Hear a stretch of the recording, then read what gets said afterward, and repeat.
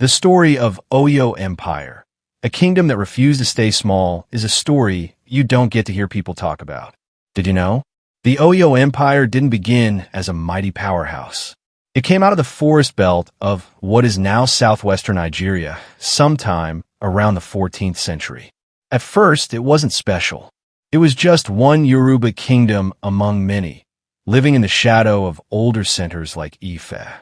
The early Oyo kings, called Alafin, were trying to carve out influence in a dangerous landscape. Their northern neighbors, the Nup, saw them as easy prey. The Nup raided them so aggressively that Oyo's ruling family actually abandoned their capital and fled south to take refuge. For most states, that kind of humiliation ends the story. For Oyo, it was the beginning, the comeback that changed West Africa. When Oyo reorganized itself, it rebuilt with purpose.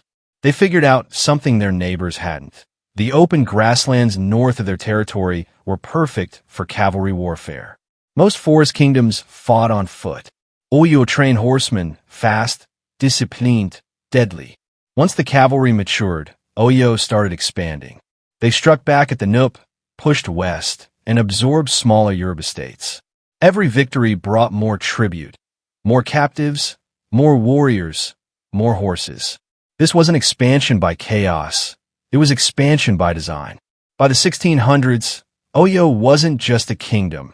It was an empire stretching across modern southwestern Nigeria, Benin Republic, and parts of Togo. The political machine that kept kings in check.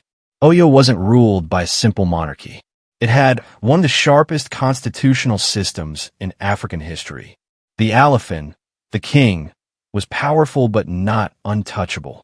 The real engine behind the throne was the Oyo Messi, a council of 7 chiefs who checked the king's power.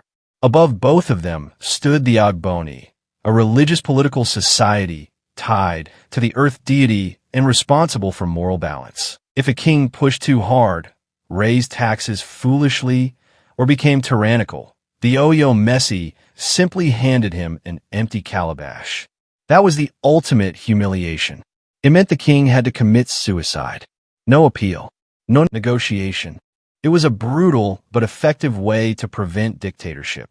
This system, king, chiefs, and secret society, created a kind of political triangle that kept power circulating and prevented long-term abuse. If you're a fan of history, comment your favorite historical story and don't forget to hit the subscribe button for more historical facts.